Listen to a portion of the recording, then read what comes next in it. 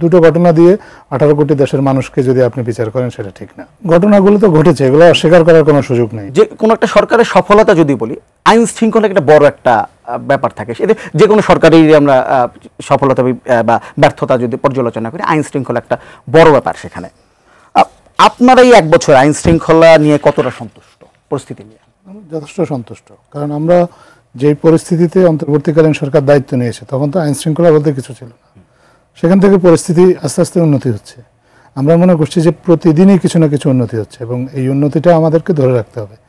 আইন শৃঙ্খলা এমন না যে দেশ একেবারে ক্রাইম মুক্ত হয়ে গেছে বা দেশে কোনো ঘটনা ঘটছে এরকম না, কিন্তু যে এরকম একটা চ্যালেঞ্জিং পরিবেশ থেকে আমরা অন্তর্বর্তীকালীন সরকার দায়িত্ব নিয়েছে, সেখান থেকে আস্তে আস্তে পরিস্থিতিটা উন্নত করার সরকার চেষ্টা করে আসছে এবং আমরা মনে করি যে এই পর্যায়ে এসে সরকার যথেষ্ট ভালো করতে সক্ষম হয়েছে আইন শৃঙ্খলা পরিস্থিতি। আরও সামনে যত দিন আসবে, এই যে পুলিশের যে রিবিল্ডিং যে প্রসেস বা সমাজে শৃঙ্খলা ফিরিয়ে আনার যে চেষ্টা, সেটা আরও সাফল্যের মুখ দেখবে আমরা মনে করি। মিটফোর্ড একটা প্রকাশ্য দিবলোকে পাথর মেরে একজনকে হত্যা করা হলো, গাজীপুরে প্রকাশ্যে কুপিয়ে সাংবাদিক হত্যা করা হলো, তারপরে বলবেন যে আইন শৃঙ্খলা পরিস্থিতি ভালো?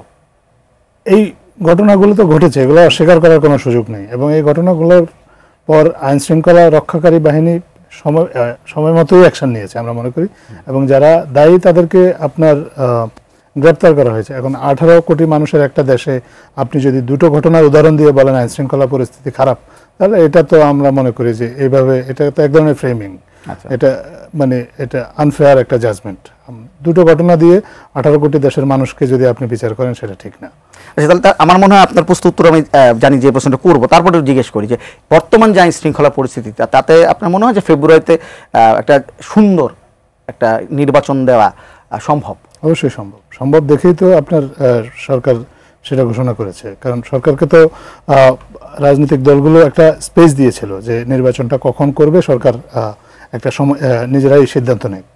তো সরকার মাননীয় প্রধান উপদেষ্টা উনি ওনার বিবেচনায় সবকিছু পর্যালোচনা করেই কিন্তু উনি নির্বাচনের এই সময়সীমাটা ঘোষণা করেছেন। উনি আত্মবিশ্বাসী, সবাই যদি সহযোগিতা করে, যত ধরনের স্টেক হোল্ডার আছে, তাহলে সবার সহযোগিতা পেলে অবশ্যই সুন্দর একটা নির্বাচন করা সম্ভব এবং উনি সম্ভব মনে করেছেন বলেই কিন্তু এই সময়সীমাটা ঘোষণা করেছেন।